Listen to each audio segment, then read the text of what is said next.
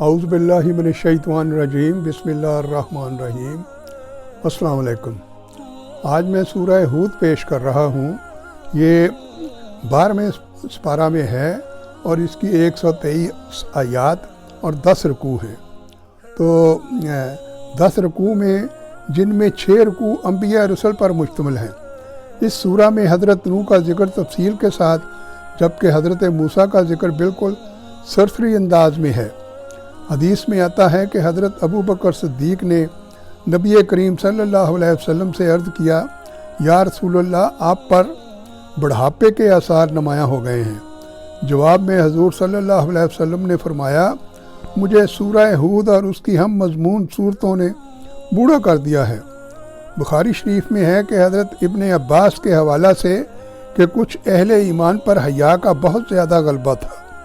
مثلاً حضرت عثمان رضی اللہ عنہ ان اصحاب میں سے تھے جن پر یہ بہت نمایاں تھا۔ ایسے لوگ کبھی غسل کے وقت بھی عریاں ہونا پسند نہیں کرتے تھے۔ اس صورت میں اللہ تعالیٰ نے اس کا نہایت انداز میں تقسیم رزق کا جو نظام واضح کیا ہے، اس میں ہر جاندار کے لیے اس کی ضروریات زندگی فراہم کر دی ہیں۔ بچے کی پیدائش بعد میں ہوتی ہے، مگر اس کی ماں کی چھاتیوں میں دودھ پہلے پیدا ہو جاتا ہے۔ تو اس سورہ ہود کا آغاز اللہ تعالیٰ نے اس حقیقت سے کیا ہے کہ زمین پر چلنے والا کوئی چوپایا ایسا نہیں جس کا رزق اللہ تعالیٰ کے ذمہ نہ ہو، اور اللہ تعالیٰ اس کے ٹھکانے کو اور اس کے پلٹنے کی جگہ کو نہ جانتے ہوں۔ یہ ساری تفصیل لوح محفوظ میں محفوظ ہے۔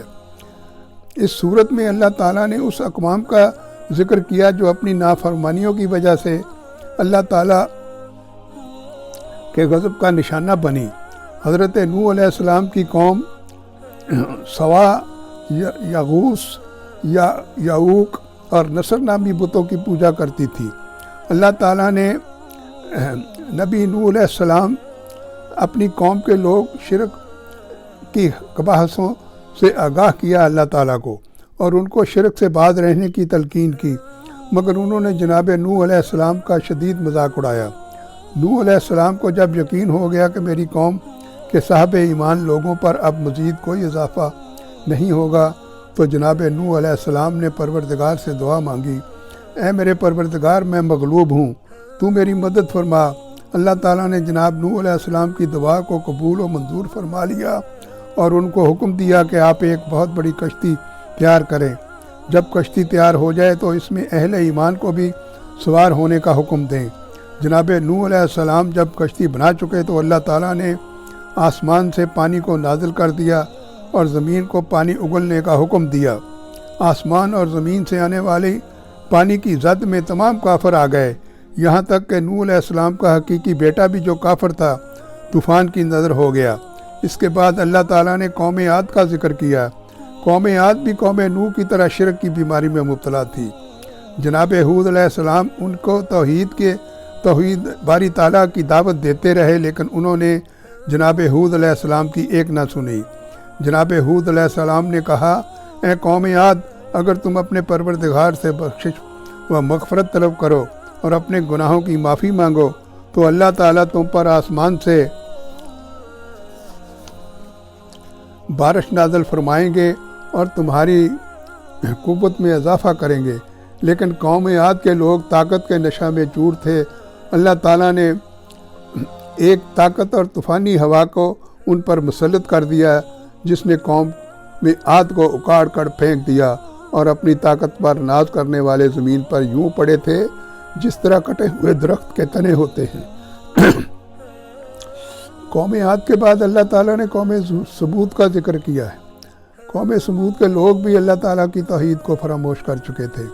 جناب صالح علیہ السلام ان کو توحید کا درس دیتے تھے، لیکن وہ اس درس کو قبول کرنے پر آمادہ نہ ہوتے تھے، اور انہوں نے جناب صالح علیہ السلام سے اس بات کا تقاضا کیا کہ ان کو کوئی نشانی دکھلائیں۔ جناب صالح علیہ السلام نے اللہ تعالیٰ سے دعا مانگی تو بستی کی ایک بڑی پہاڑی پھٹی، جس سے ایک اونٹنی نکلی، اور اس اونٹنی کے باہر نکلتے ہی اس اونٹنی نے بچہ دیا۔ یہ بہت بڑا معجزہ تھا کہ بن باپ کے بچہ دیا، مگر بستی کے لوگوں نے اتنے بڑے معجزہ کو دیکھ کر ایمان لانے کی بجائے اونٹنی کے پیروں کو کاٹ دیا۔ ان پر اللہ تعالیٰ ناراض ہوئے اور ان پر ایک چنگھاڑ کو مسلط کر دیا۔ فرشتے نے چیخ ماری اور اس کی وجہ سے بستی کے لوگوں کے بھیجے اور دماغ پھٹ گئے۔ اس کے بعد اللہ تعالیٰ نے لوط علیہ السلام قوم لوط کا ذکر کیا ہے۔ قوم لوط کے لوگ ہم جنس پرستی کے بیماری کا شکار تھے۔ جناب لوط علیہ السلام نے ان کو سمجھایا کہ وہ اس بدکاری سے باز آ جائیں، لیکن وہ جناب لوط علیہ السلام کی دعوت سے بالکل بھی متاثر نہ ہوئے۔ جناب لوط علیہ السلام نے اللہ سے دعا مانگی کہ اے میرے پروردگار، مجھ کو اور میرے اہل خانہ کو اس برائی سے محفوظ فرمانا۔